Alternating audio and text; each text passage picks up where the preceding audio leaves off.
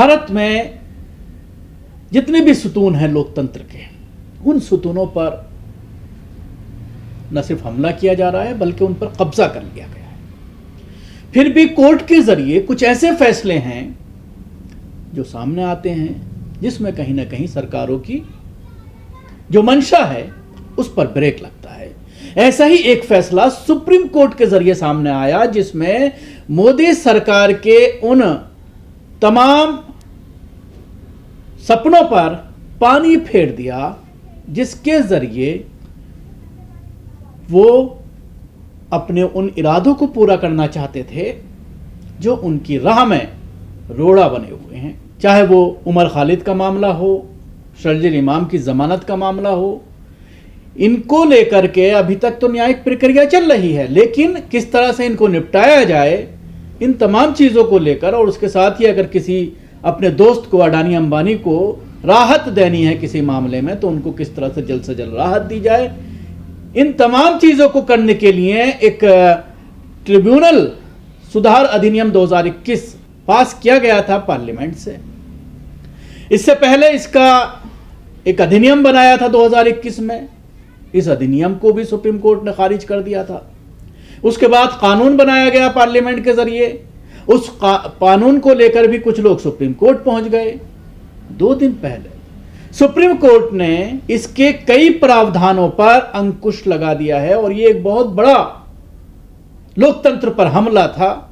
अगर ये supreme court ने इस पर अंकुश ना लगाया होता, शायद सुप्रीम कोर्ट ने भी इसलिए अंकुश लगाया है क्योंकि ये डायरेक्ट उसकी पावर से टकरा रहा है। वो अलग बात है कि 370 का मामला हो या वक्फ बोर्ड का मामला हो या तलाक बिल का मामला हो या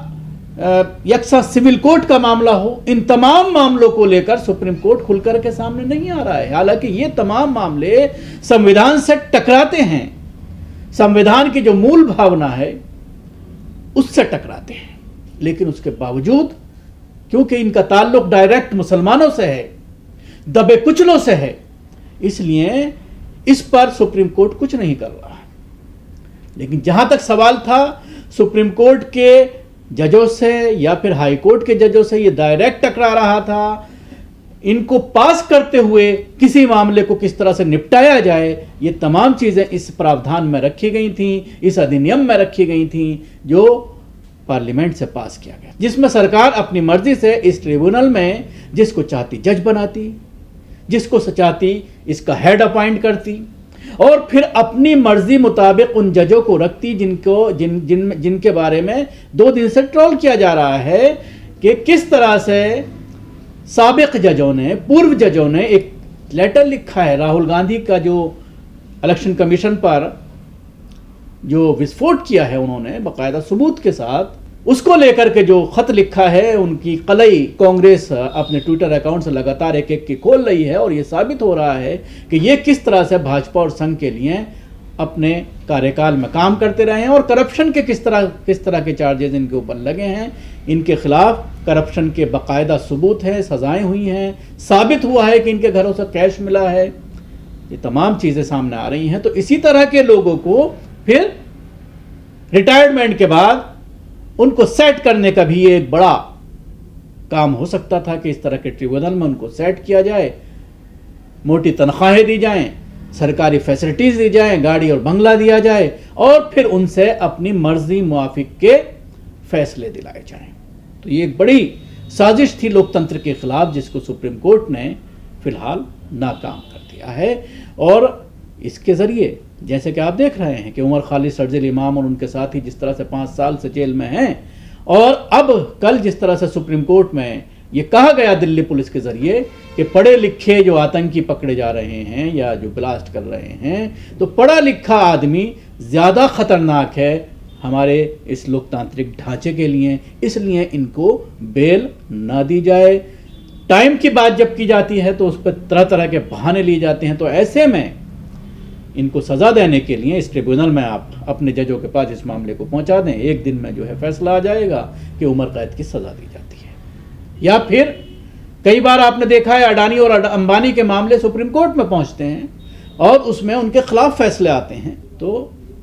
उनके फेवर में फैसले दिलाने के लिए इस तरह के ट्रिब्यूनल को बनाया गया था। इस तरह के ट्रिब्यूनल का एक्ट बनाया गया था और सुप्रीम उसको जो है पास किया गया था पार्लियामेंट के दोनों ऐवानों से, लोकसभा और राज्यसभा से। तो ये एक बड़ा फैसला है। शीर्ष अदालत ने इस पूरे मामले का खारिज किया है और बदलाव के साथ फिर से लागू कर दिया गया। शीर्ष अदालत ने कहा कि पहले खारिज किए जा चुके प्रावधानों को नए कानून में मामूली बदलाव के साथ फिर से लागू कर दिया गया है। ये प्रावधान बने रहने लायक नहीं हैं क्योंकि ये शक्तियों के ऊपर हमला है, स्वतंत्रता के संवैधानिक सिद्धांतों और सुप्रीम कोर्ट के बाध्यकारी फैसलों का उल्लंघन करते हैं, जिसमें ट्रिब्यूनल के सदस्यों की नियुक्ति, कार्यकाल या कार्य प्रणाली के मानकों को स्पष्ट किया गया है। कोर्ट ने कहा है कि संसद कानून लाकर न्यायिक आदेश को सामान्य तौर पर पलट नहीं सकती। न्यायालय ने प्रावधान रद्द करते हुए कहा है कि सुप्रीम कोर्ट के फैसले में इंगित किए गए दोषों को दूर करने के बजाय विवादित अधिनियम केवल थोड़े बदले हुए रूप में उन्हीं प्रावधानों को दोबारा से लागू कर दिया गया है। कोर्ट ने फैसले में संविधान में दिए गए शक्तियों का भी हवाला दिया और ये कहा कि ये कहीं ना कहीं हमारी शक्तियों से टकराता है और कानून की न्यायिक समीक्षा के कोर्ट के अधिकार पर विस्तृत चर्चा करते हुए संसद और न्यायपालिका के अधिकारों में अंतर भी बताया है। कोर्ट ने फैसले में 4 महीने के भीतर राष्ट्रीय न्यायिक अधिकरण आयोग की स्थापना करने का आदेश दिया है। ये दूरगामी परिणामों वाला प्रधान न्यायाधीश BR गवई और के विनोद चंद्रन की पीठ ने ट्रिब्यूनल के सदस्यों की नियुक्ति और कार्यकाल आदि से संबंधित ट्रिब्यूनल सुधार अधिनियम 2021 के प्रावधानों को चुनौती देने वाली मद्रास बार एसोसिएशन की याचिका पर दिया है। कोर्ट ने कहा है कि संसद ने कोर्ट द्वारा रद्द किए जा चुके प्रावधानों को फिर से लागू करके जो है ये एक बहुत बड़ा जो है फैसला किया है। कोर्ट ने यह भी कहा कि वास्तव में दुर्भाग्यपूर्ण है कि इस अदालत द्वारा न्याय अधिकारों की स्वतंत्रता और कार्यप्रणाली के सवालों पर निर्धारित सुस्थापित सिद्धांतों को लागू करने के बजाय विधायिका ने ऐसे प्रावधानों को लागू करने का विकल्प चुना जो विभिन्न अधिनियमों और नियमों के तहत उन्हीं संवैधानिक बहस को दोबारा से चालू करती है। तो ये एक बड़ा फैसला था एक केंद्र सरकार का और इससे अपनी सियासी मकासद को हासिल करना चाहती थी मोदी सरकार, लेकिन इस पर सुप्रीम कोर्ट ने कहीं ना कहीं ब्रेक लगा दिया है।